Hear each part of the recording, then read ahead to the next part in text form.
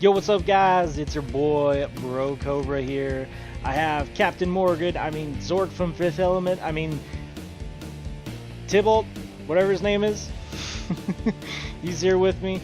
We got the red set review. It's a little bit longer. We're still doing the A+ to F-. In case anybody's just starting with this one, you know, A+ is the best of the best. The F- is the worst of the worst. You're never picking F-, but, you know, the C's are the good ones. You know, it's average at school, but it's pretty alright in the draft. This being the longest set, though, we have a lot of disagreements, a lot of discussions, so stay tuned and put your thinking caps on. Alright, moving on to Red. Alright, our first card is Grim Initiate.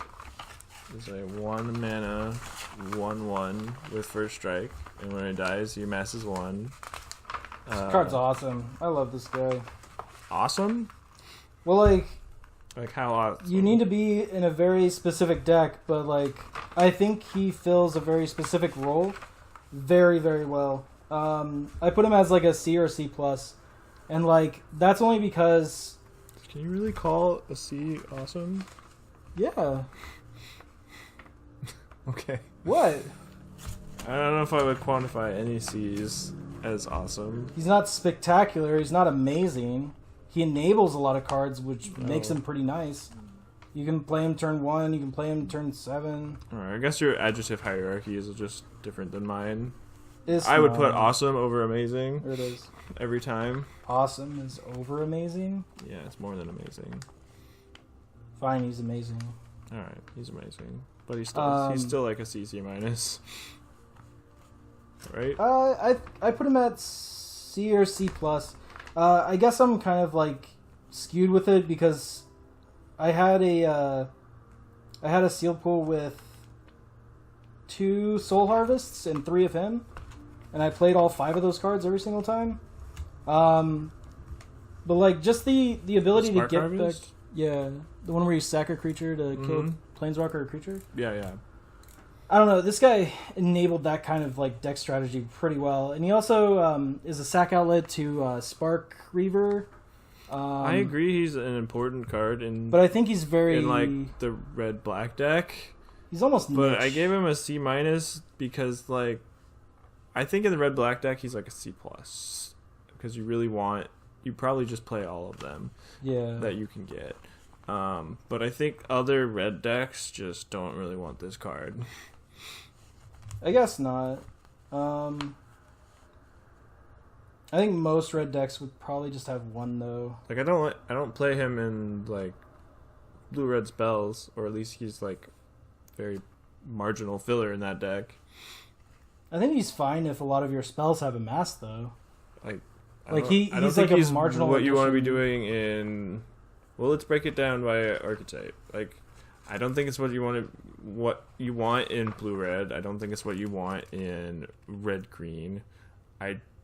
Maybe red white wants this card, but I'm still not really sure what red white's trying to do in this format. And he's definitely a really good role player in the red black deck. I think that's where his niche all the is archetypes, red-black. all the red archetypes. I think we hit all 4. Yeah, we did. I disagree just a little bit on the red green. I think there's enough +1/+1 counters to go around, and especially with first strike, he gets a lot better. But I think red green, red black is probably his home.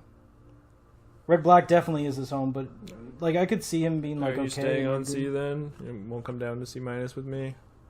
I think I'm gonna keep him at C. All right. I could get rid of the C+ for the black red side of it and just go to C. But I agree. He's a C+ in black red. okay. I think. But any I other think in the aggressive other deck, you just want archetypes, that kind of card, you right? don't ever want to play more than one of these, and I think most of them you're not really happy playing the first one even, unless you're red black. Yeah. So I'm putting him at a C just because I know that he's a niche card. He's very specific. Or not very specific, but like moderately specific. I don't know. I just really like the effect that when he dies, he gets to amass. It's like almost 2 creatures in one. And then like in green, you get to like proliferate. Like in blue, it's kind of hard because you don't necessarily want to like just have him die and then proliferate. But like in green, you get to proliferate as like a side effect. Like I don't know. We might need to disagree on this guy, but like I think he's a little bit better in just 2 archetypes. Than your average card, and that's why I feel like he's a C, not a C minus. All right, but we're still pretty close. C minus for Griminish. C minus. All right, Samet Sprint. The art is so awkward. It's like they're trying to make him run, or her. I can't tell. She's like running on the side of a building. Yeah, but it doesn't. It looks like one of those like really bad movie stunts where it's like they're supposed to be running, but it doesn't look like they're running. I don't know. I kind of like this card. Again, it needs to be in a very specific kind of deck. Like you need to be playing aggro, and there needs to be other things that you can get outside of just the Scry 1. Is this card on the sheet that you it's on the first one with green. Oh, it's on green. Oh, okay. I see it now. All right. Because of that reason, I gave it a C minus, but I could definitely see going down to like a D plus. Because usually, pump spells are kind of awkward sometimes because they enable your opponent to get a 2-for-1 some part of it. But like the Scry one does kind of help. It makes it like not less than a card, but almost a card. I'm pretty close to your evaluation. I think it is definitely in the D range. I think it's more like just a solid D. I don't think it's really a D plus. I mean, the kind of decks you want to play the combat tricks in. Like I don't think this ever makes the cut over Giant Growth in green in red green. No, the toughness is too important. And I think like the white-red deck would rather play other tricks, like ones that leave counters behind that they can proliferate or something like that. Or like draw a card. Yeah. So yeah, I mean I could go down to a D plus. I think that's fine, but I think like if you have it in your aggressive deck, like you should own it. Like having just 1 red mana to get a pump effect, a scry, and haste means that like you can attack your opponent with anything out of nowhere. You just need that 1 extra red mana. Yeah. And so like that's why I maybe evaluated it a little bit too high, but like there's too many things going on with this card to make it like good enough for me. I think this card is just a D because like I can't really imagine wanting to play more than one of this card in deck because I don't want to be playing. I don't want to be playing that many tricks to begin with, and I think it's probably a low tier trick. Yeah. Like I don't think you play it over Giant Growth. I don't think you play it over Battlefield Promotion. I'm trying to think of red tricks that I would play over it, but it's kind of like the only red trick that isn't like I would play it over creature Stone removal. Blades. I will definitely play it over Stone Blades. Stone Blades. I would probably play it over the redirect spell. Bolt Bend. Yeah. I'm not even sure you main deck that card in draft. No, but we can talk about how bad that card is. All right, we'll talk about Bolt Bend when we get there. But Samus Sprint gets a D. Burning Prophet. Burning Prophet. In your Spells Matters deck, this card's amazing. I mean, like I'm playing it in Constructed right now, trying to see like how good it can be. So I might be a little bit biased because of that, but like I put it as a solid C. Like in your red-blue deck, you want it. Like yeah, it's the definitely additional not its best scry, in red-blue. I'm only giving it a C instead of maybe like a C plus because it only fits in like one niche. Like you don't want it in green-red. You don't want it in. I mean, you could have it in green-red, depending on how many spells you have, you probably play it. Because it is non-creature, so like you do get it off of like planeswalkers and stuff. Yeah, planeswalkers, instant sorceries. But like artifacts. It gets a lot worse when you're trying to put it into like maybe red white. I don't know. I think that you could probably be doing a little bit better, though. I think red-blue is its home. Yeah.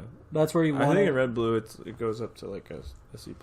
C+, definitely, yeah. But I think most other decks is going to be a C. I'm pretty happy with this card if I get like 2 scries out of it, so I don't need that many spells. There's a skull. I didn't notice that. It doesn't actually attack as well as I would like. I originally was like C+ for this card, just solid C+, but like I've played with it, and unless you're really casting like 2 spells in a turn, it doesn't really get to attack well. Gotcha. I had it as a C-, but I pushed it up to a C after I've been playing Constructed. I think we agree. I think we agree that this card's a C. Chandra's Pyro Helix. Pyro Helix. This card is a reprint. Did you know that, Alex? I did not know that, Brandon. You did not know that? I did not. It's like a Kaladesh card, man. I stopped playing during those times. Oh, well. I stopped playing after, or right before Battle for Zendikar. Oh, I did not know that. Yeah. Well, this card was in Kaladesh, and it was pretty good there. I think it's actually a little bit worse, but also a better sideboard card in this set. I think there's a lot more like high impact 1 toughness creatures that you want to maybe kill out of the sideboard, but I kind of knocked it down a little bit. I gave this card a C because I don't actually think you play it in every red deck. Like, a lot of times when red is open, you're just going to play Jaya's Greeting instead. Like, Jaya's Greeting is, like, almost always better than this card. I think it's... But I like to play, like, one of these cards in my red decks.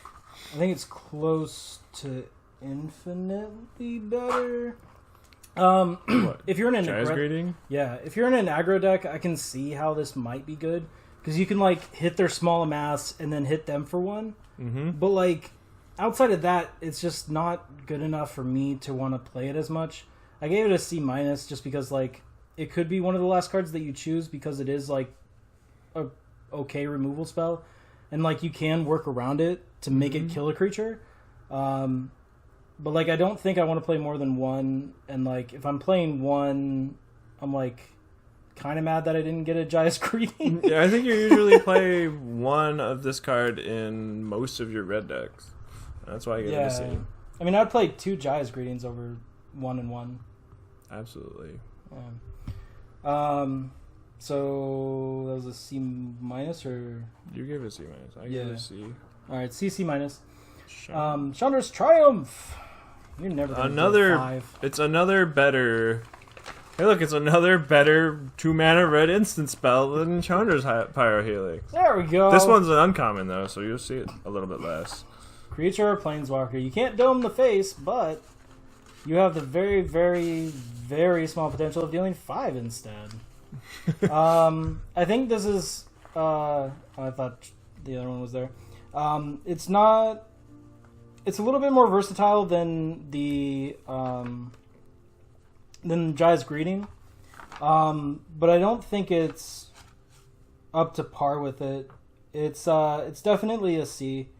But I was kind of on the edge. I did C- or C, just because like you're almost never going to deal 5, and like I feel like you need to have like maybe 2 Chandras before you can like rate this a C+.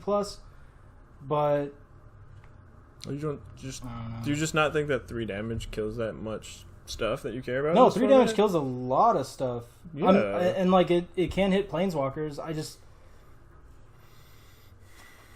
I don't know. I would be hard pressed to play 1 Chandra's Triumph, 1 Greeting. I'm actually not.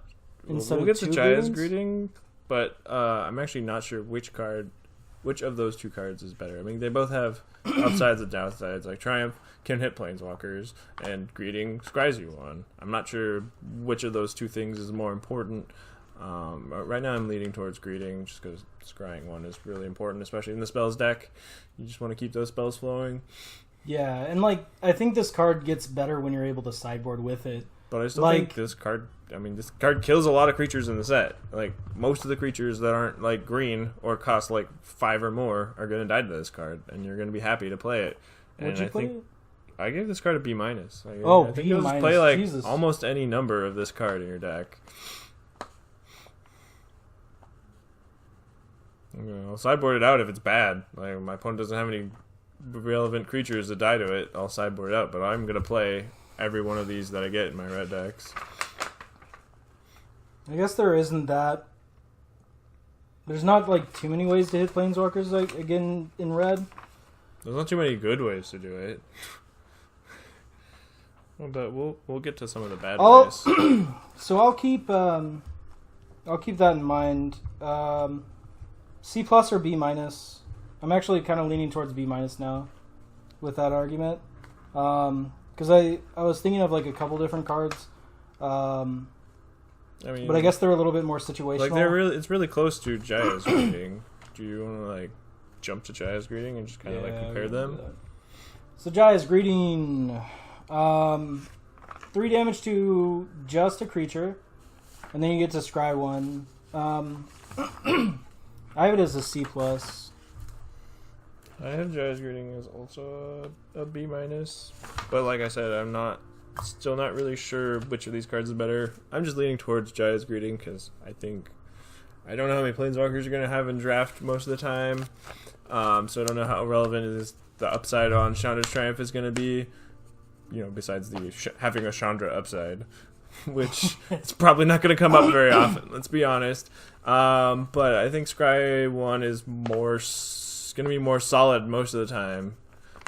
And if you have a Chandra, like, you almost don't need to use it on a planeswalker. Like, If your you have a Chandra's going to take care like of the planeswalker a for you. Doomblade. Yeah. Like, I don't know. Like, if they attack Chandra, then your Chandra kills their planeswalkers. So, like, you can kind of just use it on the creature. I don't know. If they're playing like 3 or more planeswalkers, I can see this being better than. I think they're both B minuses. Greetings.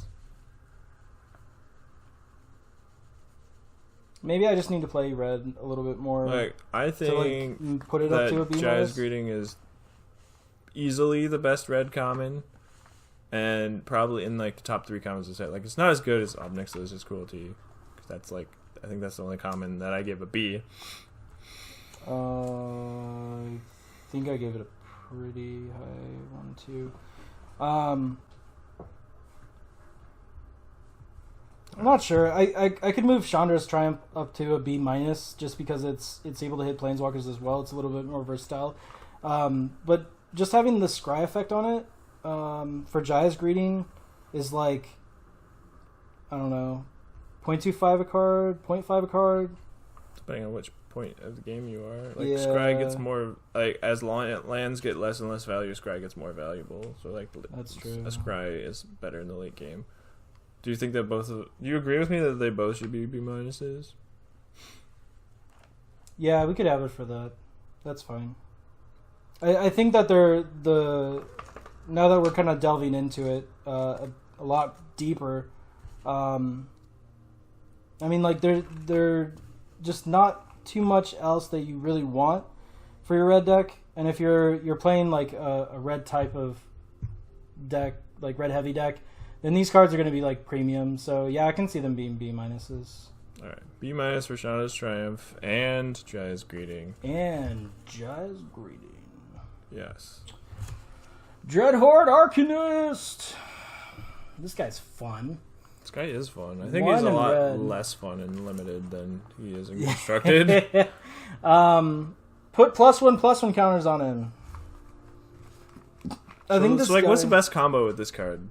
Like, is it like Stealth Mission, and then he has you just put 2 counters on him, and then he has your Stealth Mission, and then Flashback Stealth Mission, and you're just attacking as a 5/7. What's the unblockable? That's like the best combo with this card, right? Domri's Ambush? That's what it was. Oh, Domri's Ambush is like quite good with insane. Domri's Ambush too. Yes. Like you deal 2, deal 3. I think this is a build around card, honestly. It definitely is, and like I don't think you play this card in your deck that is like not giving it +1/+1 counters, or not using like Giant Growths to flashback Giant Growths or something like that. yeah. So I like think 1 power, as long as he's gonna consistently stay at 1 power, I don't think you should put him in your deck. Unless you No. have meaningful instance of sorceries that cost 1. But Giant Growth is kind of the only one. Yeah, I mean, like, Giant Growth is fine. Same with Sprint's, like, okay with it. Oh, yeah, I guess you can do Sprint, too. But yeah, I don't think there's... I mean, there's the +2/+0 as well, but, like, you really don't want to play that, but we'll get to that. Yeah. I mean, there's different dreams that you could have of, like, being able to cast your 5-drop, but, like, if you don't have any ways to pump it, or if you're, like, trying to stretch out your deck so that you could put a card in there to pump it, I don't think you're building your deck right. And I like, think this card needs help to be good. Yeah, it definitely And does. that's why I gave it a D+. But I think it's actually just, like, an F. Like, if you don't have any way to give it more than 1 toughness, or more than 1 power consistently, or you don't have any one casting cost instants or sorceries to flashback with it, you just don't put it in your deck. Yeah, I can see that point of view. I put it as like a D just overall, but if you have a few cards to facilitate it, or if you have the ability to put +1/+1 counters on it like pretty consistently, I put it as a B-. Like this card, I think this can card be goes insane. all the way up to a B- or even a B in the right deck. That's why it's But a like, build around. But overall, I definitely agree that it's like a D or D-. And it's like trample 1 power is just useless without any pumps. I agree. F. Can we move on? You're getting an F to the Goblin It's Assailant? a fucking 2/2. No one cares about 2/2s. Yeah, but you play them sometimes. They're filler. I mean, they're always You can filler. say that about any card ever. Yeah, Besides, like, but the worst cards in Magic, this- but... You don't understand, Alex. This has really bad 2-drops. This card's going to make it in your deck more often than you want. I would just play, like, a good 3-drop than this card. I mean, I think this is, like, the worst red card. You just need to curve out, so sometimes this card just gets into your deck. It's a sneaky little bastard, but you got to fill those 2-drop slots with something. That's why I gave this card a D+. Like, I'm not happy to have this card in my deck, but it's going to make my deck probably more often than I'm happy with, just because it fills a slot in my curve. I think the card that is second worst to this...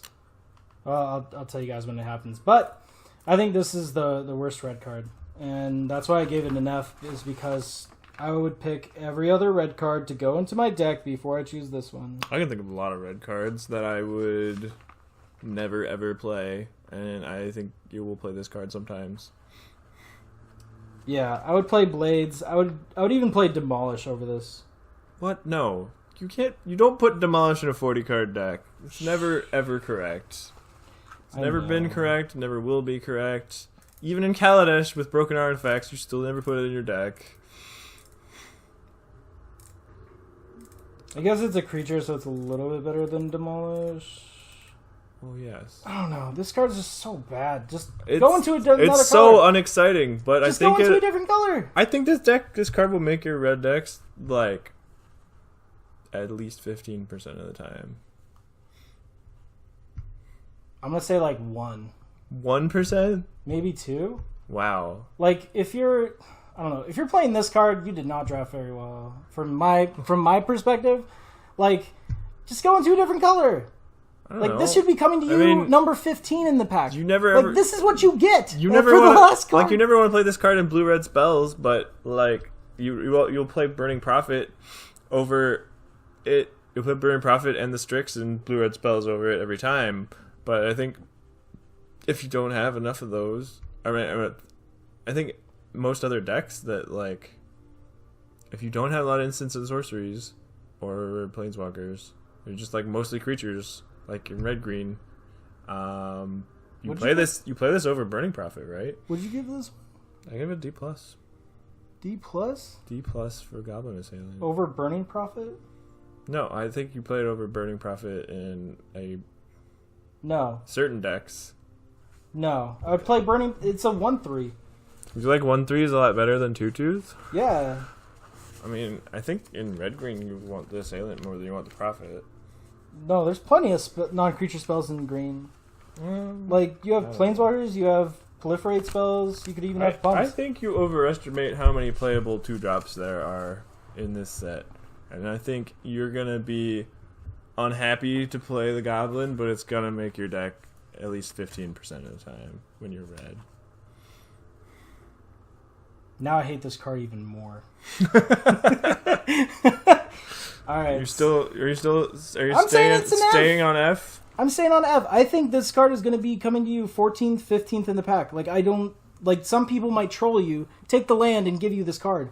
Like, I think, like, that's what's going to happen. And you're going to be like, oh, sweet, I got my Goblin. Yeah, now my deck's playable.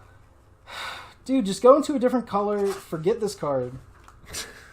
I don't know. D+ or F, you choose. I'm not going up. Either way, it's not a good card. We're in agreement there. Heartfire!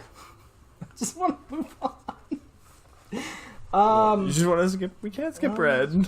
No, I just want to skip that card. You want to skip Heartfire? No. What do you think about Heartfire? I think that it's a C with an asterisk. I think it's a C when you're able to play it in the deck that makes it playable.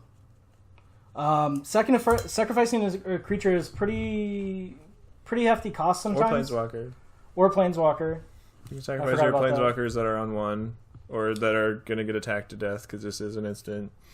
That's true. So, like, it's definitely, like, a pretty good card, especially when you get it with, like, the Grim Initiate. So then, like, this card I put at a C because I think it's a solid card in the decks that want it.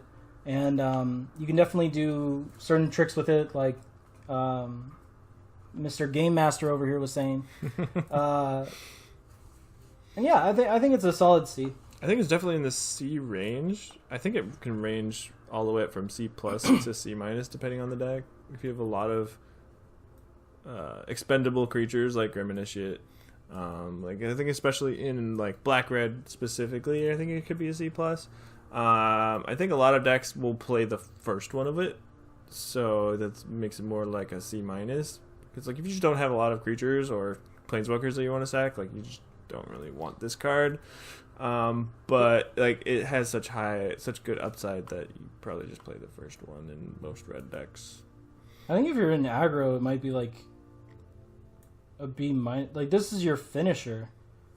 Like it could be. Like if you attack turn 4 and they're like at 8, then you just go like Heartfire. They're just like, oh. No, they're just like, I don't know. The 4 like damage dead. the 4 damage to any target is just really good. And like, I don't know. I have respect for that kind of effect. I'm just gonna average those two grades and say this is a C. C. Talk about Jaya's Greeting. Stoneblades. Up to 2 creatures, get +2/+0. You could choose 0 creatures, get +2/+0. You could. Then this card becomes a scry when you have the very beautiful Burning Prophet. Wait, why wouldn't you target the Burning Prophet? Shut up. I don't know. Because it's a phantasmal image. I don't like this card. I don't like it either. If you're like in a hyper super duper aggressive deck, then you can like play it. It's hard for me to. I don't think it's stone unplayable. Like I don't think it's an F, but it's stone unplayable. Yes, I see what. Did I intend that pun? I don't know. No, I didn't. I did not intend that pun, but Alex did. Oh yeah. All right, I think this card's actually a D-. Like, it's not impossible for me to imagine putting this into a deck, but I think it's hard to put this in a deck.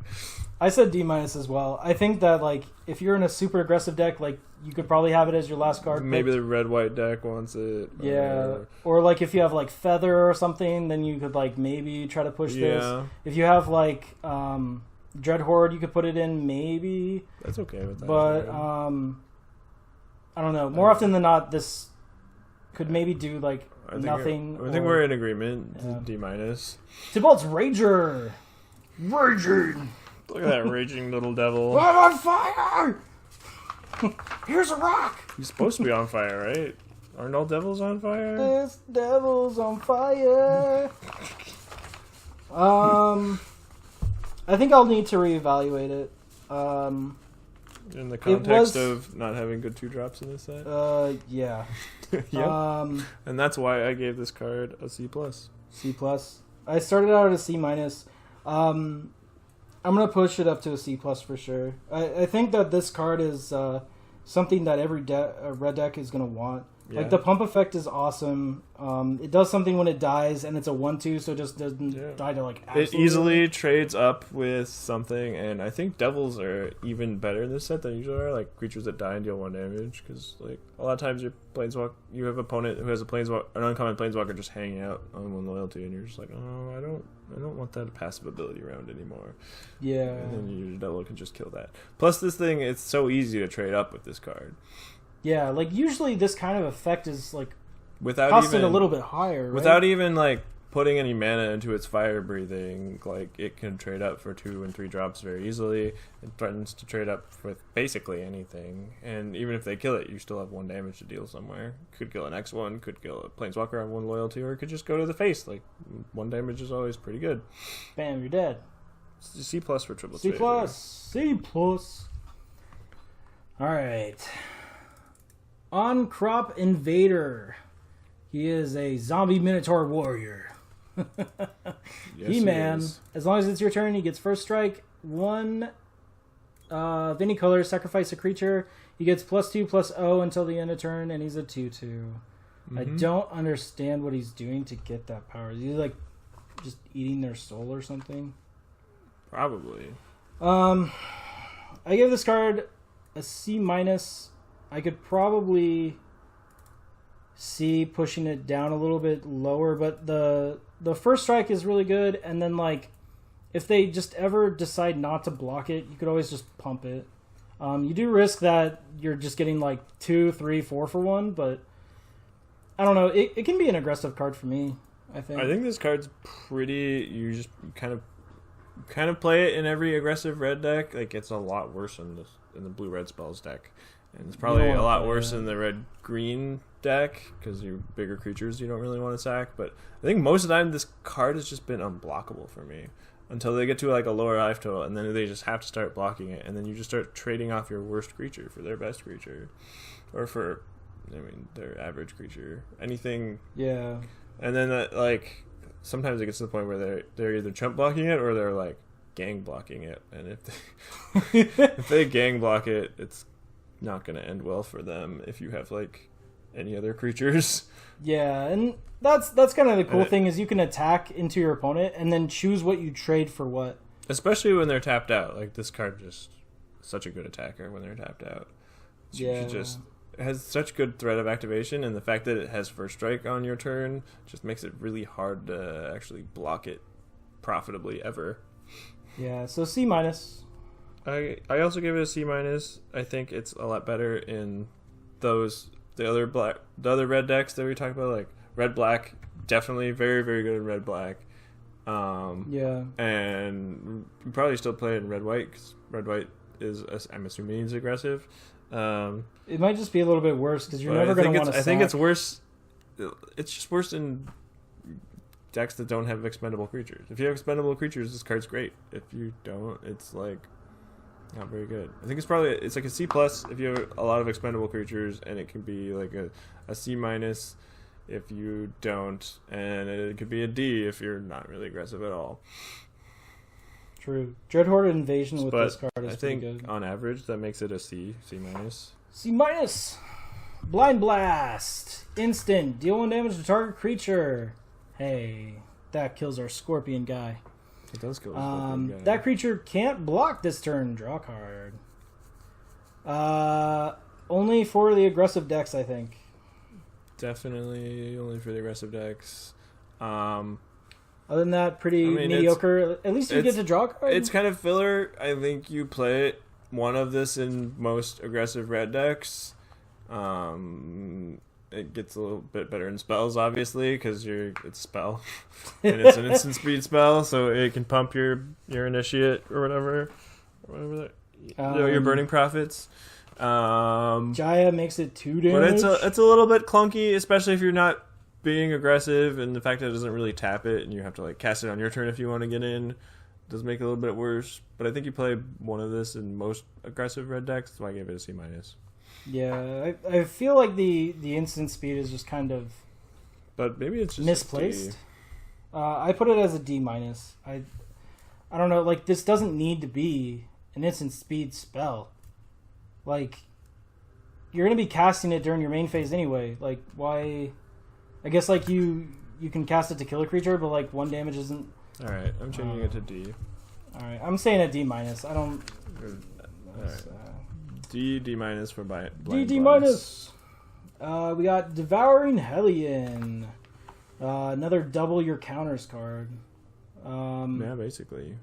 This card has Devour too, but it can also sacrifice planeswalkers, so it doesn't exactly have Devour too.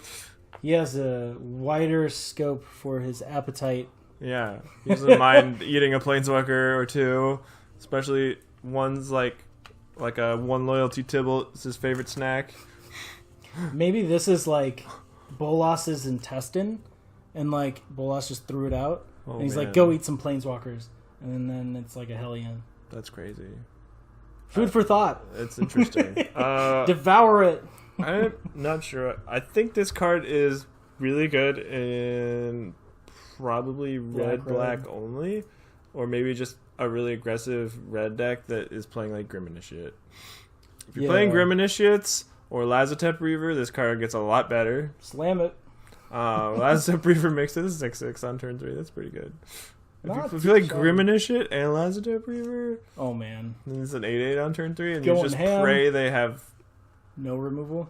Well, there isn't that much removal. Like black to kill removal? An 8/8. Like they can frog it, but then it's a 7/7. No, they can't even Ob-Nixilis Cruelty it. It's just there. No, they can't cruelty it. Damn. The red removal doesn't kill it as an 8/8. They basically have to bounce it at common, I think. Yeah. But yeah, I put it as a D+. Like, there's a definite huge upside, like the scenario that we just said, but it's too niche for me to consider it any higher than I think that. that's the kind of thing you want to be doing, otherwise you don't play it. Yeah. That's why I said it's like a build around C+. Okay. I went for more of an average, but I can see being a C+ in the red I deck. guess it could even be a build around B-. I'm going to build around B-. Build around B-. Build around B-. In the right deck, Holy this card shit. could be a B-, I think. You want more than one in your deck? Oh, I guess that's true. In that deck, I do. Honor the God Pharaoh. Praise the God Pharaoh.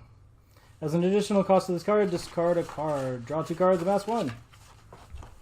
I actually like this card a lot more than I thought it would. I thought it was like a worse Tormenting Voice, Me but I too. actually like it a lot better than Tormenting Voice. Me too. It's Just having a 1/1, like just having the amass attached to it, I think is really valuable in certain decks, especially like a blue-red spells deck with a lot of proliferate. I was playing in my blue-red spells deck, my double Ral deck, sick humble brags. I Double played Ral. 2 of these, and this card's really good with Ral. Like you draw 4, discard 1, draw 4, make a 2/2. It's great. I actually even liked this card better than, like, in that deck, I cut Jace's Triumph before I cut this card. I think this card's better than Jace's Divination. Triumph in the blue-red spells deck, just because the amass was really valuable for me. I had played 4 contentious plans in that deck, and I could proliferate my army a lot. If you have some number of proliferates, I think it is almost always better, because you always have something in your hand that you just don't want. Yeah, exactly. So I like like this card. I don't love it, but I think it's really solid, and I give it a C. see, C for Honor the God Pharaoh. see, it's a C. Cranko, this mofo. Put a +1/+1 counter on it, then create that equal to its power in goblins. There you go, Hellion. Play it turn 4 after you attack, and like giant growth it. If you get to attack with Tenko on turn 4, you're not losing that game anyway.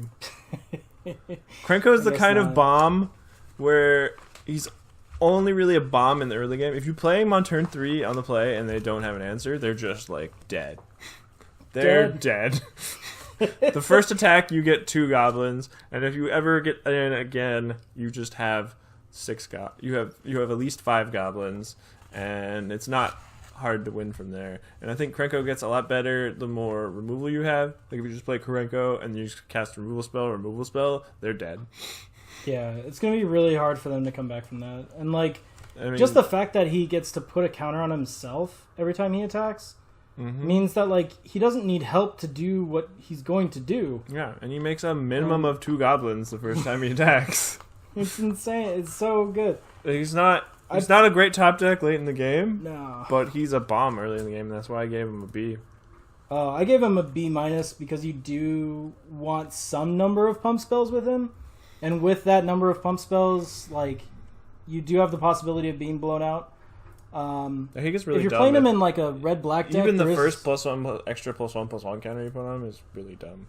Like I played against him in the pre-release, and they played Krenko on turn 3, and they played Yangu, and they put a counter on him, and they attacked me for 3 and made 3 goblins on turn 4, and I didn't have an answer to Krenko. So like Krenko got to attack me twice before he died, and that just gave my opponent 7 extra tokens, and then they just went wide and just alpha striked me with all their creatures every turn until I died. They couldn't stabilize. Yeah. So like I can see him being like insane, but you definitely want some cards to help him along the way. Like I do know and I understand that he can like pump himself and he's just like really good. That's why he's like in the B section for me. But I think that you want to have some additional help for him, and that's why I only can give him a B-. I don't want to give him a B. We got a new host. But Psychopathic Dungeon, I do not want to go to that. No, thanks for the host, brother. Much appreciated. Much love. Thank you. Did we miss All Out Crisis? We did miss All Out Crisis. He hosted 30 minutes ago. So thank you in the past. Sorry if we missed you, All Out Crisis. Yeah, sorry. We still love you. We're just going over a set review of the new set for Magic the Gathering. If you want to stay with us, stay with us. Most definitely. It's going to be fun. We have lots of jokes. Yep, we're recording it live, and we're going to put it up on YouTube later. Live! Hopefully by Saturday night. Or hopefully by Friday night, but at the latest Saturday night. In fact, we should probably edit that out. I'm going to make a note of the timestamp. So yeah, a B- or B. I guess depending on what other cards you have in your deck. To help facilitate it. But like turn 3, it's almost too good. It's like Dreadhorde Invasion on turn 2. You're just like, oh sweet, so I'm probably going to lose this game. Yeah, but it's a lot easier to answer than a Dreadhorde Invasion. Yeah, it's a lot slower. Well, it's faster, but it's a lot. There's more answers to it.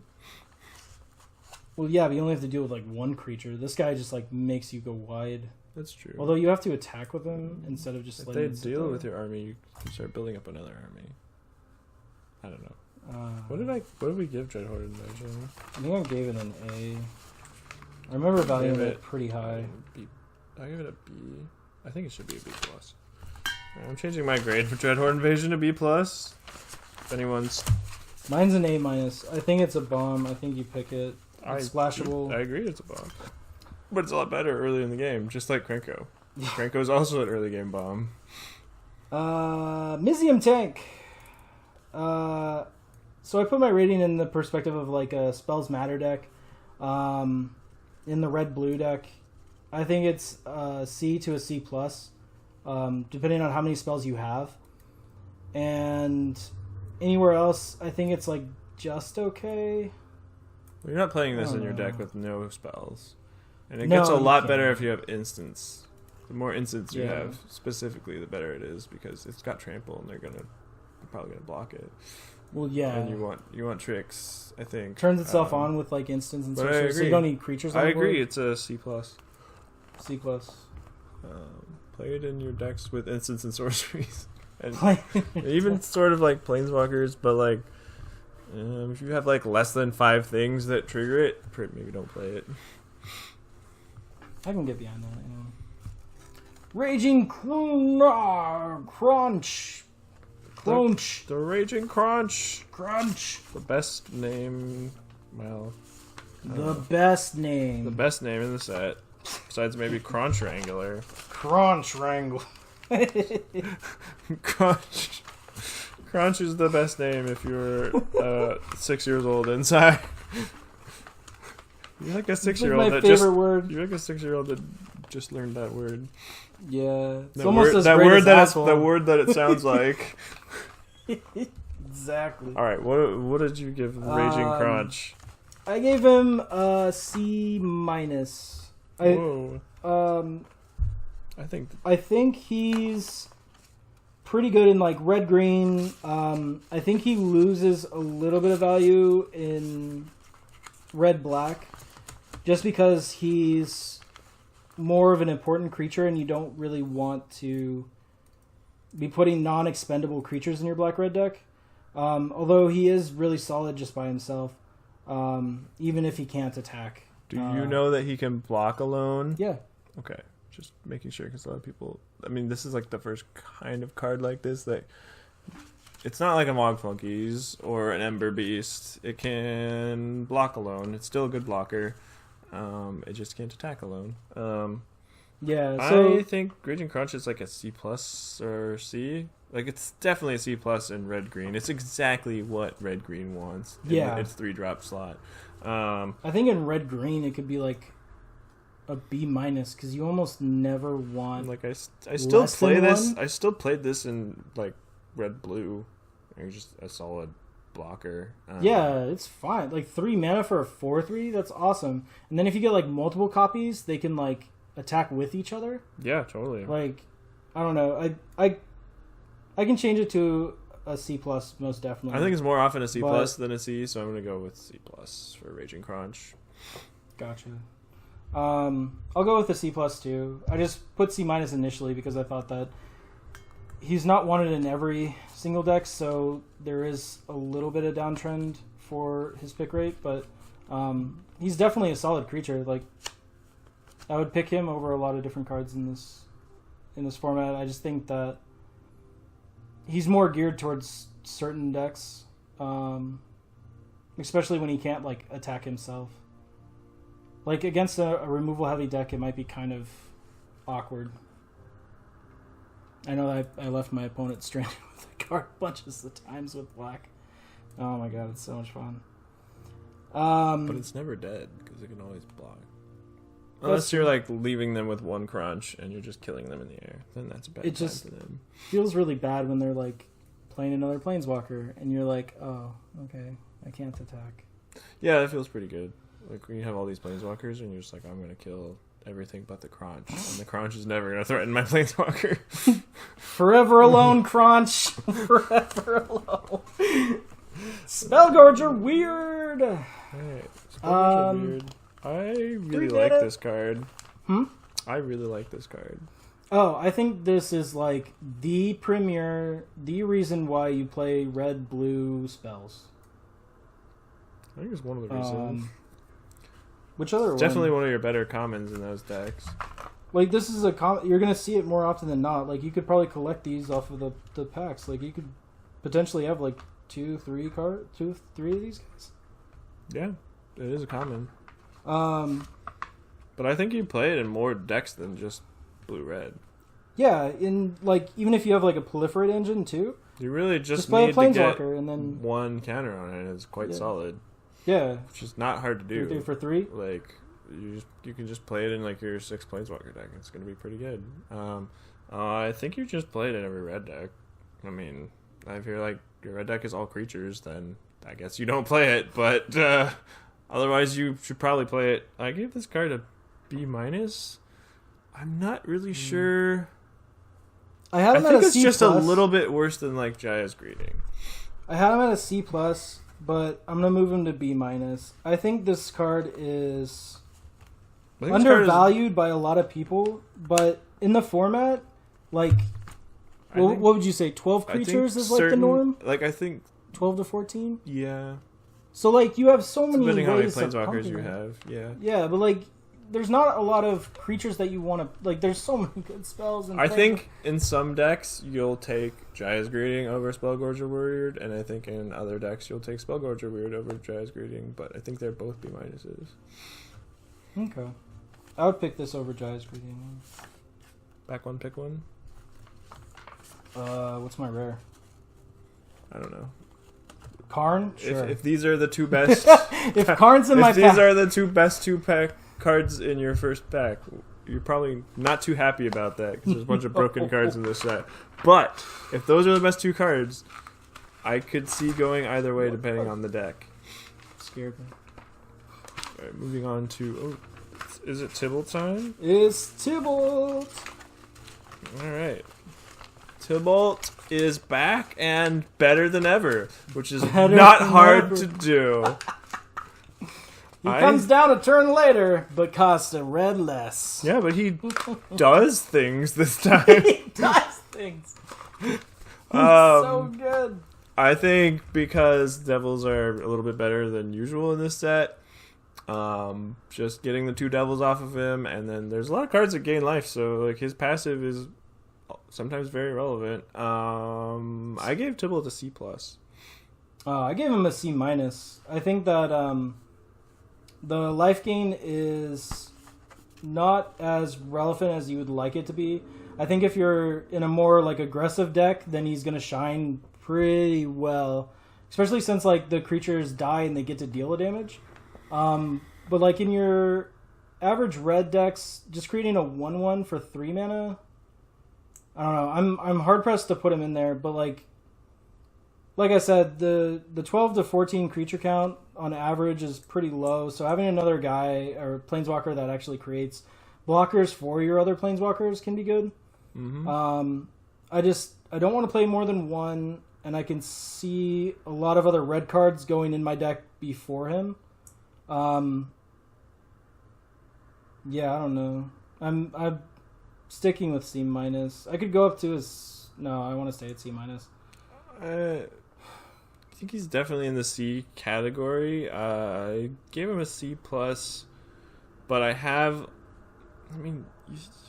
I would pick You don't always play. over him. You don't always play all your C pluses, so I've cut more often than not. I put him in my deck, but I have cut him, especially when I have a lot of other 3-drops because he's not the best 3-drop. I would definitely pick his. I'm actually gonna him. come down to C because I think the Crunch is gonna be better in most. Crunch decks. is better than him.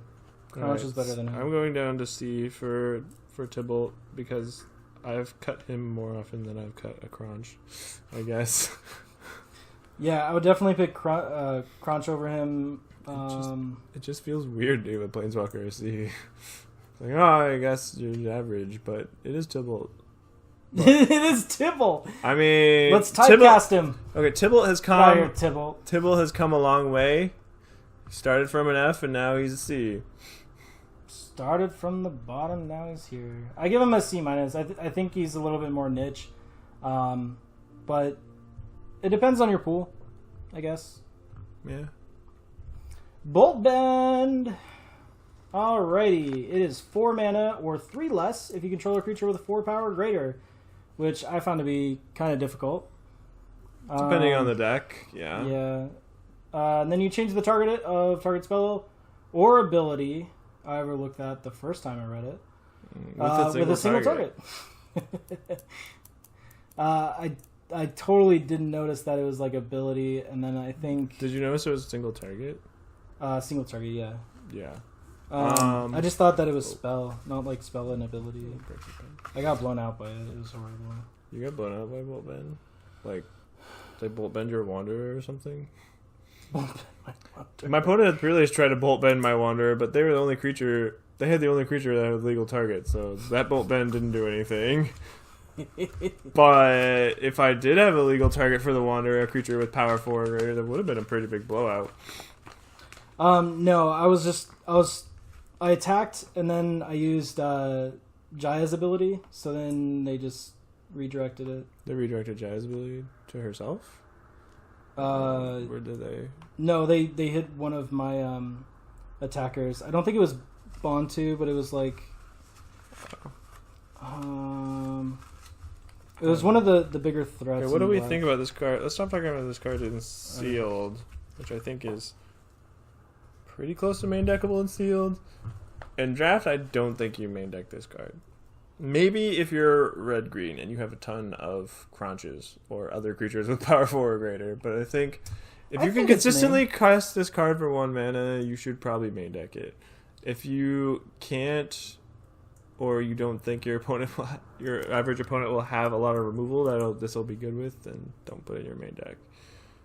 I gave Volt Bend a build around B-, but I was pretty harsh to it. Like, if you sit there and kind of think about like what this card can do, I think it's too reactive for you to want it in a draft deck. I think you can not that bring reactive if it costs 1 mana. Well, yeah, but most of the time it's going to be 4. Like, unless you're in an aggressive deck. A deck that could consistently cast it for 1 mana, it's a good card, right? Yeah. I mean, like, there's white cards you want to do that to. There's black cards, most definitely. There's some red cards that you could redirect. Like, there's targets for it, but it'd be really nice if you could redirect Enter the God Eternals. It'd be really nice, but Enter the God Eternals is never a spell with a single target because it also targets a player. Dun dun dun. Don't try and bolt bend your opponents Enter the God Eternals. It will never work. But I was pretty harsh on it, just because I wanted to kind of get it out of my realm for trying to decide what kind of level I should give it. I actually gave it an F+. I'm going down to build around C+, but I don't think you should be main decking this card. But I could see it in like maybe a green deck that has like 9 or more creatures with power 4 or greater. Out of like 100 games, I think you might get blown out by it once in your sideboarded game. So I named it an F. I think there's some value to it. I don't think it's... Like I said, I don't really think it's a main deck card, but I could see it as a build around card sometimes, or sideboard definitely. For sure. Sideboard most definitely. Against any black deck, it's fine. Chandra, Fire Artisan. I actually have like a rules question on this one, because I'm too lazy to look it up. So if you... I'll try to answer it. If you play a second Chandra... So, like, say you play 2 Chandras in 1 turn, right? So they're both at 4. If you play the second Chandra, does the first one deal 4 damage? No. It just gets destroyed? So she only does damage when her loyalty counters are removed. But you have to remove them to put her in the graveyard. No, she just goes to the graveyard. It's a state-based effect if you play another one. Or if she's destroyed, she doesn't... If she's, like, actually destroyed by, like, a Spark Harvest... or the Elder Spell, you don't get a trigger. You don't get it? Okay. So yeah, barring that, she's still pretty amazing. Yeah, she is. I agree. She's just so insane. Like, she gets even better when your opponent's playing Planeswalkers. Because, like, her... And they can't even kill her without losing a Planeswalker. No, yeah, right? Like, sometimes they'll just leave her alone, and then you just have a personal Howling Mine. Yeah. Until she gets to the ultimate, and then she just draws you 7 cards and deals 7 damage to their face. It feels like a Nico Bolas type of thing. Or their Planeswalker. Yeah. I mean, I played with this card a lot, and I played with and against this card, and it's always been very, very good. Unless they're like, I mean, she doesn't do anything if you're like woefully behind on board, but like, whatever. Yeah. Like, and that's why I still think she's an A. Oh, you think she's still an A? Yeah. Okay. Well, I think she's an A or an A-. I originally was on A-, but I think I can bump her up to an A just because, like, they don't get to keep their Planeswalker if they want to attack her. And, like, sometimes they just won't be able to attack her because, like, their life total is too low. Yeah. I think her passive ability is really, really good. It's very good, yeah. I put her down as a B because, like, the turn that she comes out... You're way down on... way lower on Chandra than I am. I know. I think that she's really good at what she does, but like the turn she comes out isn't going to be the turn that you play that card that she gives you more often than not. No. Like if you play her turn 4, like you're happy to play her turn 4. Play turn 4, you're losing a card. You plus her. You always plus her. Yeah. You lose a random card, whatever, but you want to start bumping up her loyalty. You want to get to 7. Yeah. Like hopefully 8, but like you want to get to 7. I mean, I've never lost a game that I ultimated her. Neither have I. It's amazing. They just die that turn. They do. You've got so many cards. You get so many cards, and relevantly, you don't draw the cards, which makes it worse in the long term. But True. They're just gonna die that turn. Even if you have less than 7 cards, you don't lose by exiling the top 7 cards of your library. You have to draw a card on an empty library to lose. Yeah, and so like that's why I'm like kind of down on her too. Is like you're plussing this whole time, right? And like depending on if you're in blue or not, you're also drawing cards with blue. So, like, I have run into the scenario twice through a sealed pool, which I feel is a little bit higher than normal, but I could just have too many draw spells. That, like, if I -7, I decked myself. So, like, my -7... You just have to win that turn, then. I know, that's what I had to do. And they're taking at least 7 damage that turn. I'm not saying that she didn't win me the game. I'm saying that depending on the scenario, you could lose the game. You're just saying that you didn't have a deck left when you won the game that turn. I successfully used all the cards in my deck, and I beat my opponent. I don't know. I could definitely move up to like a B+, but I don't... Just because she doesn't bring you back from losing... She does not bring you back from losing. I don't feel like she's A-worthy, but I mean, like that's my perspective. That was the reason the that A's and I B's started on her as an A-, but like every time I see her on the board, she just has a profound effect on the board, especially if your opponent has planeswalkers. They have to think really hard about like, do I want to attack this Chandra? Because sometimes they won't have the life total, or they just can't afford to attack her because then she'll kill their planeswalker. Yeah. The card advantage with the inevitability with this card it's only for the amount of loyalty counters that are removed from her. If you attack Chandra for 20 and she doesn't have 20 loyalty counters, you don't get to deal 20. Might be a weird game. My Chandra has 20 loyalty. But I have attacked her for 10 when she was on 6 loyalty. I'm like, okay. I can afford to take 6 here, I guess. It never feels good to kill Chandra with anything but like a destroy effect or a counter spell. Because like if you're dealing with her by attacking her, that damage is still very relevant. If you want to worry about her less, just play black. It's true. Then it's like a little bit less worry, but Yeah, it's still like. Yeah. So like I'll put her up to a B+, but just because she's not able to bring you back from like a losing board state, and you don't like kind of instantly win the game when you play her. I mean, at B+, like she's not... at B+ relevantly, like that's like the marker I think for me, where you start taking it over every common and uncommon. No, you take her over every common and uncommon. Like I probably do. At B+, it's like there. Like Obnix's Cruelty is a B. There are some uncommons for me that are B+, but I think Chandra is better than them. Like I think the best uncommons are like Prison Realm and Kazmina and probably Vraska. But I'd take her over those. But I'll take her over all those. That's why she has to at least be an A- for me. I can see that as being like a definition for A-, but I think if you put a bunch of cards in the category of B+ or like A-, then like you have to reassess that situation and you have to see what your deck wants. Right. If you're like starting at pack 1, pick 1, so then like I guess she's an A-. The important thing is chat. And all of you viewers on YouTube. You take this card and you take Chandra over every common and uncommon, like pack 1, pick 1, or like if you have any chance of being red. Yep. This is like a reason to go red. This is definitely a very good reason to go red. Demolish! This is not a reason to go. Demolish is not a reason to go red. It's splashable though. Oh my god. F. F for Demolish. I don't want to talk about it anymore. We mentioned it in some of the other card reviews. Don't put Demolish in your 40 card deck. If you have absolutely no answer to Karn's Bastion or Planeswalkers, I'm gonna say Demolish is just an F. It's just it's an not F, playable. But I'm just gonna say don't put it in your Magic deck. This is not a real Magic card. No.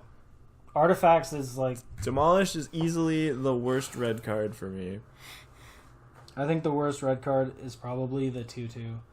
But that's... No way! The 2/2 is worse than Demolish. This kills Karn's Bastion. It kills the 3/3 Manland. Yeah, but it has like some utility if you have happy. like no other answers to it. You're like not happy putting this card... I'm not happy putting even either when you're one of those killing cards. their bomb land with it, you're not happy doing that. You should just not put it in your deck. Try and beat it some other way. Draft 12 of these and then see what your opponent says. Your opponent's just gonna curve two. Your opponent's gonna 2, be 3, 4, and then you'll just be XO, dead. and you're gonna be like, oh, okay. Dreadhorde Twins. I'm not sure. I like this card. This card is good. We've seen. I liked this 4 card. mana, 2/2/2s. I liked this card when I thought it was 5 mana, but when I like it a lot more when I realized it was 4 mana. What did I get this card? I put this guy on C+. I also gave it a C+. If you're going to be amassing, this card's like right up your alley. Trample is pretty relevant, especially when you have like a 14/14 zombie. Yeah. Oh man. In a deck with a lot of amass, I think this card could be like B territory, like B minus. Yeah, and it's like even. But I good think in general, this card is a C+. It's just like it's 2 bodies for 4 mana, 4 total power, and 4 total toughness for 4 mana, which is not really something that red usually gets. No. And like the fact that you can put it in with like upside, your proliferate and decks it has are like a lot of upside. Like both of the abilities or the mass is super relevant, and then giving that amass token trample. It's not always going to come up, especially if you're not amassing onto that thing, but it matters. A lot of games come down to like how many times you get to attack with your army, and they're just like sometimes they're just chump blocking your giant army. They don't get to do that when you have Dreadhorde Twins. Exactly. C+ for Dreadhorde Twins. C+. Excuse me. The Goblin Assault Team. I have mixed feelings about this card. I'm changing my grade right now. You're changing it? I thought it was a D, but I think it's really just D minus. The only wow. deck Okay.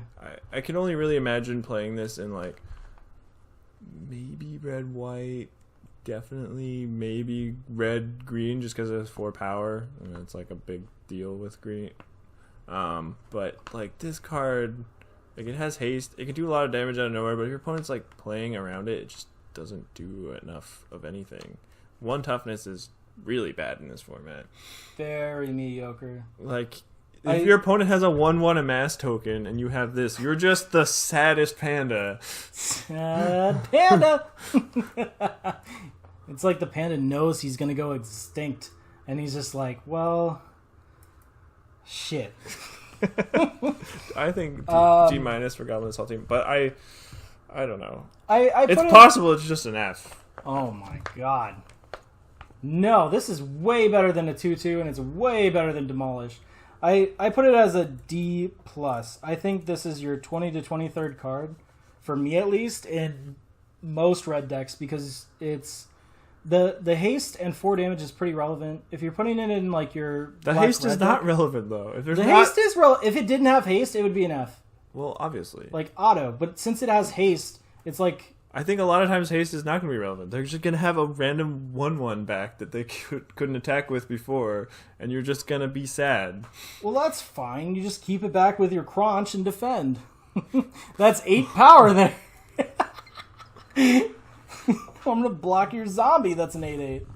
Be more 420. Thanks for the host, brother. I still say D- for that card, but I think it's very possible you should just never put this card in your deck.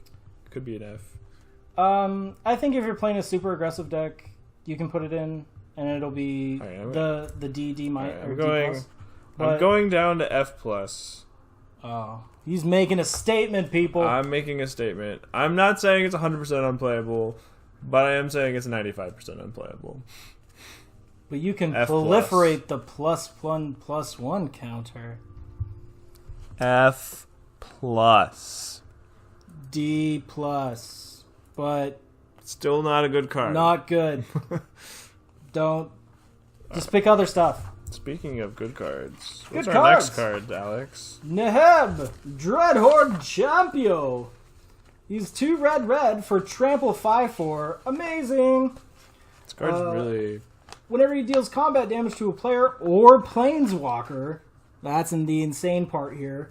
Yeah. You may discard any number of cards. If you do, you gain that many, or you draw that many cards, and then you add that much red mana. Until the end of your turn, you don't lose the mana between steps. This card's awesome. It has Jaya's +1 ability, kind of, but you get mana too. It's like, sweet.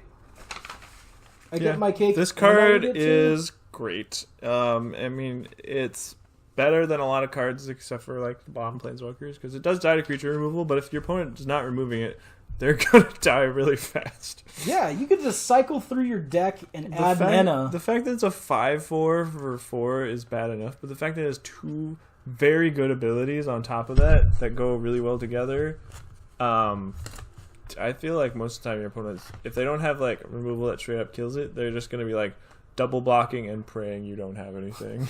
And if you have anything, they're dead. That's why I gave this card a B+. Oh, I put it down a little bit low. I did B-. B-? Yeah, I think that like. All right, you hang on. You agree that Obnixious Cruelty is a B, right? Yeah. What card do you take over this pack? Which of those cards do you take? Pack 1, pick 1. Pack 1, pick 1. Yeah. This one. Yeah. It's better than a B. Yeah, but you need to have like a specific deck in mind to like be able to play this. No, you don't. You just put this in any red deck and it's amazing. Well, it's gonna be good as like a 5/4, but like I don't know, like it's a 5/4 for 4, Alex, with trample and another amazing ability. If you just connect with it, you're probably just gonna win. Because you get rid of all the bad cards in your hand. You add a bunch of mana, and then you get to cast another thing or a giant thing on turn 5. Goblin Assault Team blocks it. Does. I don't know. I just feel like this card, I mean, like, I'll bump it up to a B or B+, but, like, this card for me is just kind of like a 5/4 with trample. Like, I don't think it's an A, but it has so many good, like, its stat line, 9 power and toughness for 4 mana, plus trample, plus another great ability. I think it has to be a B- at least. That's what I said. Like, I'm sorry. I meant a B+. I think it has to be a B+ at least. Freudian slip. You heard it here. B+ for Neheb. We both agree.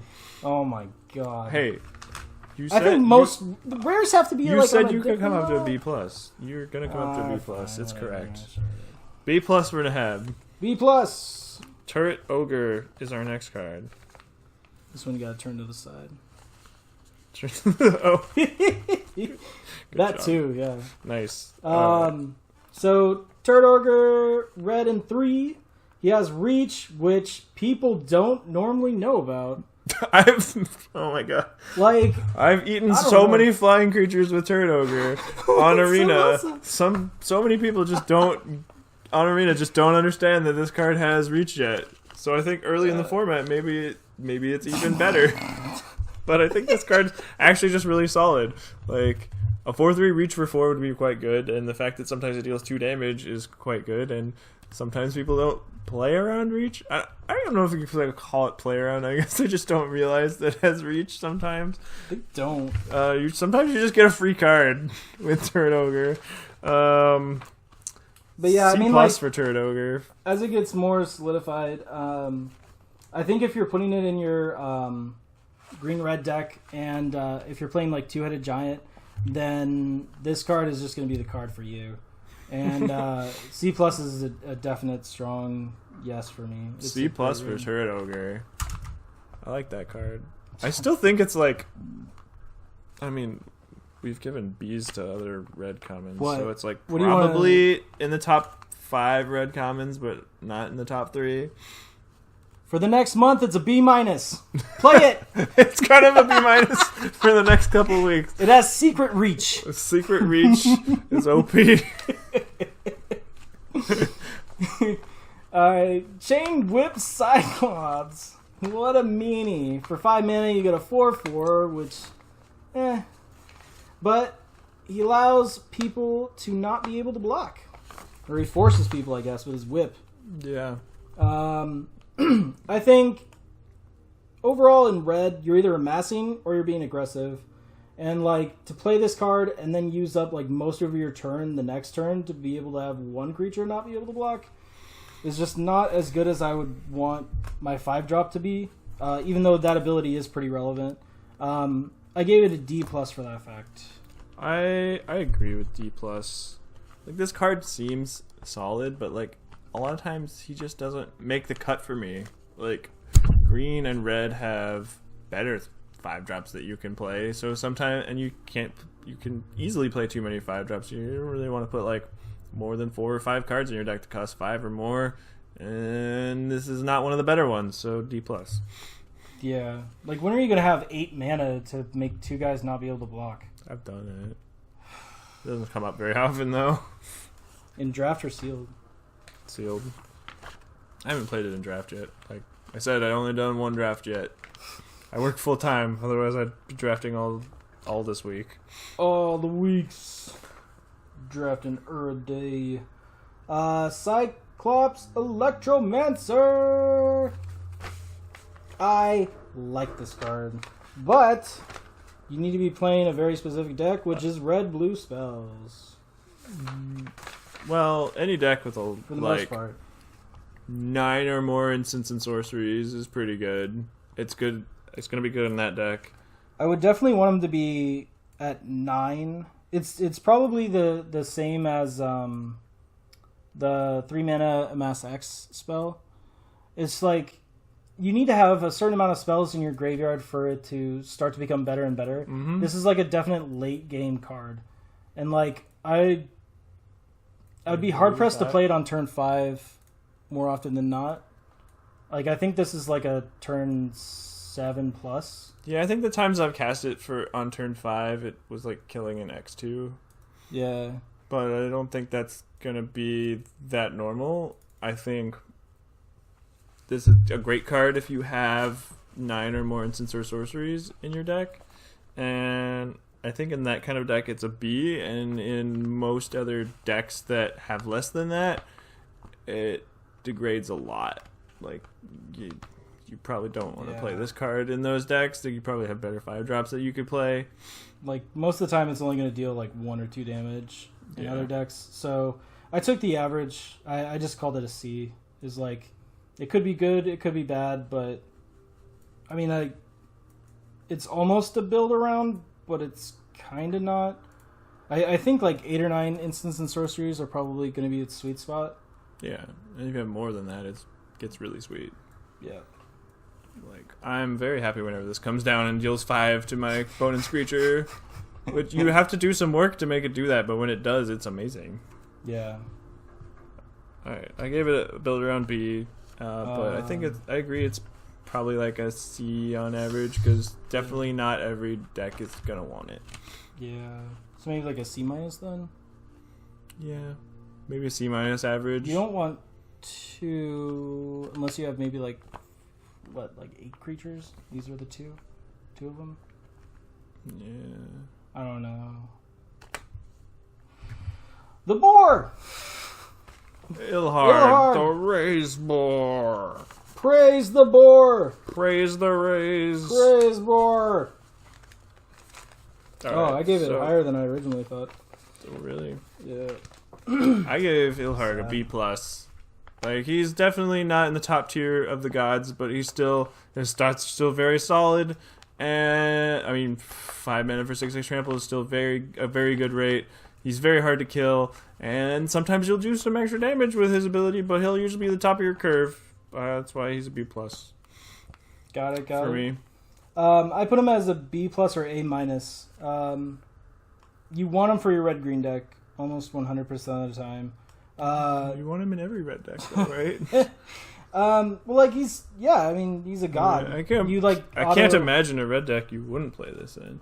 Yeah, he just gets better because you're able to utilize all of his. Like, I don't think you should be splashing him. No, but in every deck that has like 7 or more red sources, you should probably play it. Yeah, you should definitely play it. But like you also need creatures to like help him become like to really reach his good. full potential. And like, there's not a whole lot of creatures. Potential. There's not a whole lot of creatures to make it like overwhelmingly great. Like, well, there's no like. You could live the dream and play Cyclops Enforcer every turn. There's no like. Oh god. Attack for 10. Shoot this for 5. I mean, Yay, I think at that I'm point, winning. I think that at that point they have to block the Electromancer because it's attacking. Otherwise, they're never gonna win. Yeah, but you shoot their blocker. Oh, they're one blocker. All right, they probably leave back some blockers on the next turn after that. But yeah, I'll leave it as a B+ because I was doing A- just because it's a god and it's hard to get rid of. Yeah, it's definitely a B+. I don't know. I think I like Neheb a little bit more than it though. Neheb? Yeah. I don't know. Most of the time, I feel like this is just. They have upsides and downsides. Like Ilharg is basically unkillable, and Neheb costs a little bit less and has his abilities a little bit better. I'd pick him over him. Interesting. I think it's very close though. Okay. We're both B pluses. Jaya, the card that everyone is most upset about. Why I don't know. Why are Jaya's people supposed to be upset like, about this card? Like, Jaya's supposed to be all powerful, right? Like, she's supposed to be like really, really powerful, and like this card just isn't really powerful. Like, it's pretty good with it's still quite a good limited card. No, though. it's really good. Like, I'm not like. I mean, it kind of sucks that it's only 2 damage and she doesn't apply her own ability to itself, like most of the other planeswalkers do. But like 2 damage is enough to get a 2-for-1 usually off of her, and like in a heavy red deck, she's like a must deal with threat because she makes all your red stuff deal 1 more damage. Yeah, but like you got to be playing a lot of different red cards to make it good. Like she does play better with what's the blue red guy? I can't think of Ral Zarek. Like, so now his ability deals 2. Woo. Like, she could be a pretty big bomb in that case, but yeah, I don't know. I gave her a D+ because she's more situational for me, and like I would actually take like Chandra's Triumph over her. I would take a D+ for Jaya. So you're taking Tybalt over Jaya? Yeah. Wow. Tybalt comes down way earlier, and if I'm picking Tybalt, then I'm probably in a more aggressive deck. I think like, she can deal 2 damage to any target, but that's turn 5. I think in limited she's always solid, and in a heavy red deck she gets even better because it makes her passive even better. I gave Jaya a B-. Jesus fuck. B-? And I think she goes up to a B in a deck with like a lot of red creatures and red burn spells. I think if you're like... She can only minus twice. She needs you to play more red spells than you normally would in any other deck. She's very red-centric. Like, if you're probably like 60% or more red, then yeah, I could see her moving up to like a C. But it's just like, if you just have her, like, you can't even splash her. I don't know. I have played with her. But when I've played against her, it feels like I always have to deal with her. Like, she comes down and she kills like 1 or 2 of my creatures, or like kills 1 of my creatures and then like shoots me, and then she just sits on the board and acts like an anthem for all their red creatures. makes their burn a lot better. I mean, like... Makes Pyro Helix really good. Yeah, I was about to say, like, Pyro Helix, it gives you a reason to pick it. It's pretty easy to get 2-4 with Pyro Helix when it's doing 2 damage to 2 targets. Yeah, so, like I said, like, I just feel like your deck needs to be 60% or more red for you to consider picking her, like, over Tybalt. Because, like, I think Tybalt's just going to give you more advantage earlier on than the 2 damage will in the very late game. I think she's always better than Tybalt, and I think you're crazy if you pick Tybalt over her. Good thing that will never happen on Arena. Can it ever happen? There's only 1 Planeswalker per pack. I don't know if foils break that symmetry, though. There's no foils in packs. Not in Arena. No. But, like, if it comes down to that in a pack, I'm picking the foil. That's the tiebreaker. Yeah. Which one? Like, the shiny one. Like, I don't know. All the Planeswalkers are basically like $5, even if they're uncommon at foil. Like, that's their bottom price, is $5. Oh, wow. I didn't know that. Yeah, it's pretty cool. All right, let's not talk about rare drafting. Finance! We're not talking about rare drafting in our set review. Okay, so I'm actually I'm gonna change this. I need to change this. I think that this card is better than I previously thought, and I'm gonna give this guy an A-. If you have flat A. Flat A? Mm-hmm. All right, I'll do that. A. This guy's awesome. I love this guy. This guy's like a 4 mana. She's like 5 mana 4/4 flyer with tons of upside. He comes down, makes. Well, I guess if you have a bunch of Planeswalkers, you could just Alpha Strike with your Planeswalkers and kill them that turn. But most of the time, he comes down on turn 5. He makes you a 4/4 dragon. And then if he doesn't die, then he starts attacking in the air for 4. And your opponent puts your opponent on a very fast clock. And sometimes you can proliferate him, or you have him out long enough, you can make another dragon. He's just so good. How good is a 5 mana 4/4 flyer? That's pretty good, right? That's the minimum on this card. If they don't kill it immediately, they die really fast. That's the worst thing you're getting.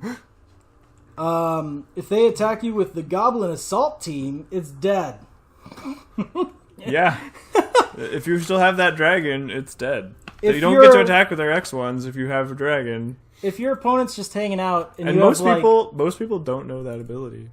They don't know. They just like, I don't know. They think his passive is just like trinket text, but it's actually really relevant. It helps you like trade up your creatures when they're attacking Sarkhan, or it just makes it so they can't attack with X1s. Yeah, it gets really difficult to try to deal more than. And one if you ever damage, get more than one dragon and you haven't won already, like, dealing 2 damage to every attacker is just crazy. And like you could kill your opponent out of nowhere. Like if you have. All right, I'm going to go there. If you have, like, Jaya and Tybalt there just on the battlefield and your opponent's, like, not caring about them, then you're just like, sweet, I'm going to go Sarkin, attack you for 8 in the air. Like, that's a huge swing. Like 10, because of Jaya's ability. Oh, damn. Combo breaker. Oh, my God, Jaya's so good with Sarkin. Oh, my God, she's so good with Sarkin. She makes his passive deal 2 damage. And then if you have Chandra, then she deals double. Or she just deals 1 extra? Yeah. Oh, man. I don't know. I think if you see this pack 1, pick 1, you're picking it no matter what. Even if there's like a... I'm only taking A pluses over Sarkin. I would pick this over Boar. I would absolutely pick this over Boar. But Boar's only B+. Yeah. Take Sarkin. Put it in your deck. Every time. If you're playing red, it's an auto include.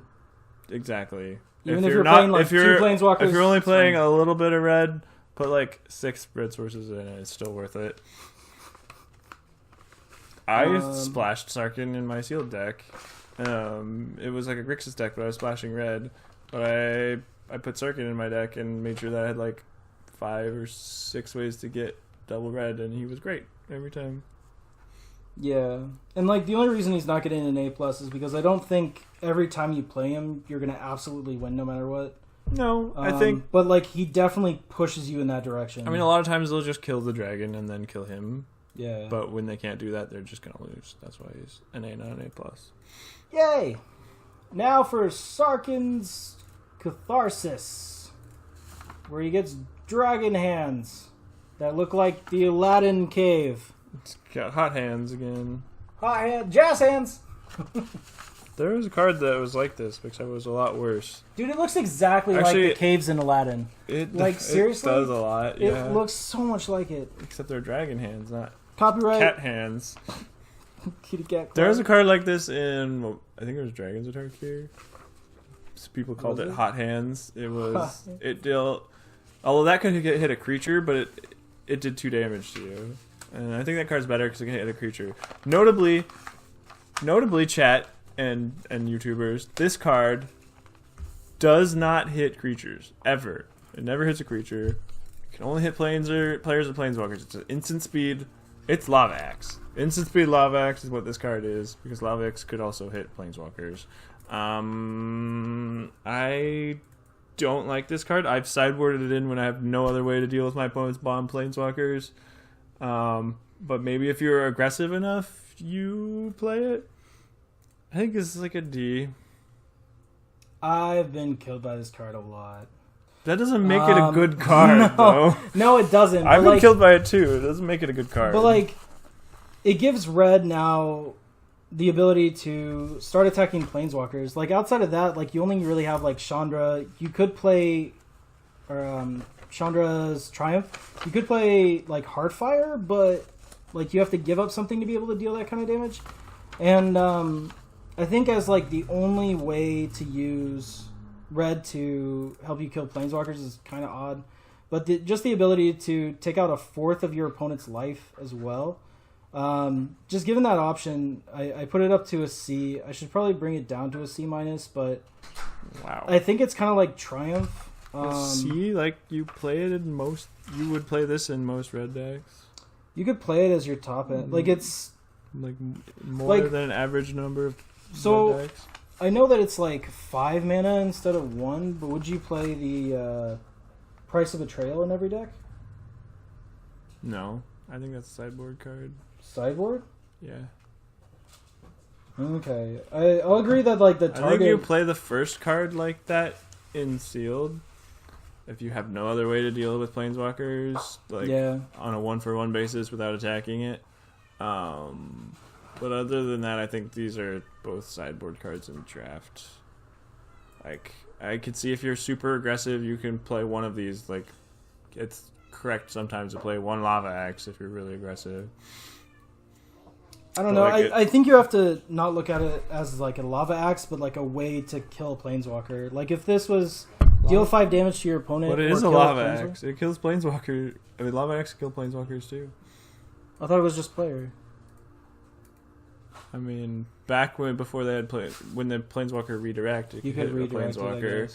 And now that they've changed those rules, anything could hit a before it can hit a planeswalker. But that was at sorcery. Now that it's an instant, it's like you can leave up whatever you want in your Spells Matter deck, and it's making an instant really make it. Is that really that relevant? That it being an instant? Yeah, I guess. I don't know. That's why, I mean, it doesn't because hurt it's it. an instant, I'll say it's a D, but I'm not happy putting this card in my deck. I'll play it as a 22nd, 23rd card sometimes, I guess. All right, I'll put it at a D+ for that then. All right, because that's where I put like 20 to 23. D/D+ for Catharsis. Most of the time D, sometimes D+. Bond of Passion, 6 mana. Gain control of target creature until end of turn. Untap that creature, gains haste. Bond of Passion deals 2 damage to any other target. I hate this card. I think this card is also a D.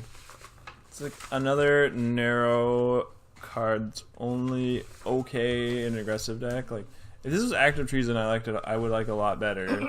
6 mana is just way too much to pay for this kind of effect. I think it's good if you really need to untap your creature for some reason. If you play a small creature, give it haste, deal 2. Probably always get to kill a planeswalker with this, but it also costs 6 mana. It'd be like the top of your curve in any deck that's going to play this card.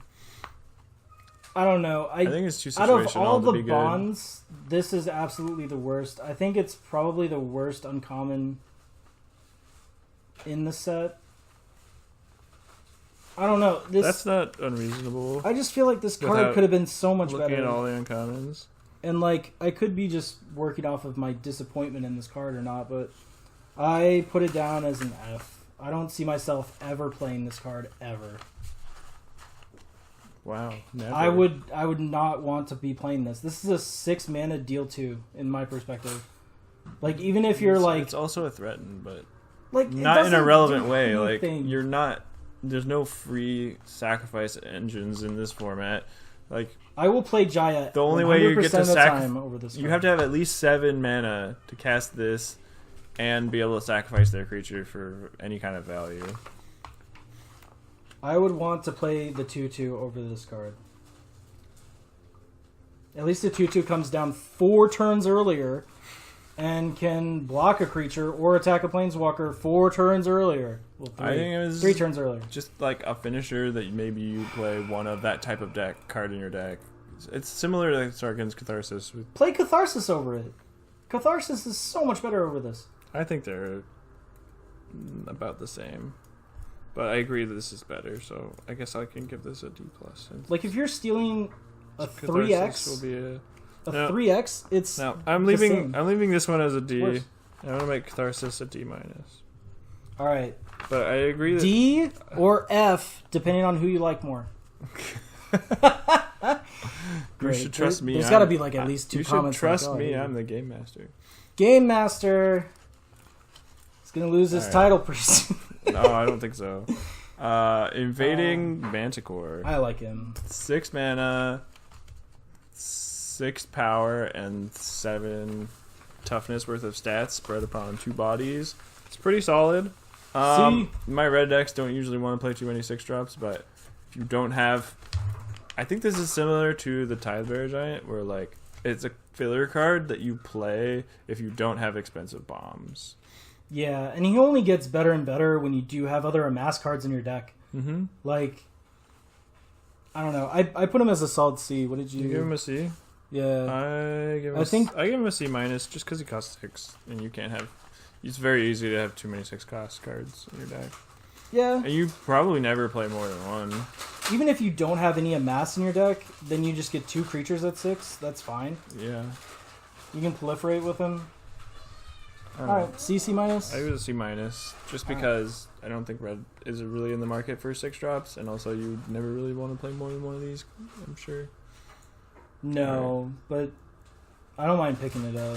All right. Finale of Promise is our next card. The red finale. How does it stack up against the other finales so far? In my opinion, not very favorably. Where is it? I think just looking at it as the card itself, it's probably worse than the blue one, and I think the blue one's pretty terrible. I think if The you... blue one's great. Not as good as the red one. Okay. Or it's not as good as the white one or the blue or the black one, but the blue one is... Every other finale is still better great. than the blue one. The blue one does not win you the game. It makes This the game go one- on longer. This one is for sure worse than the blue one, and I think the blue one is still better than the red one.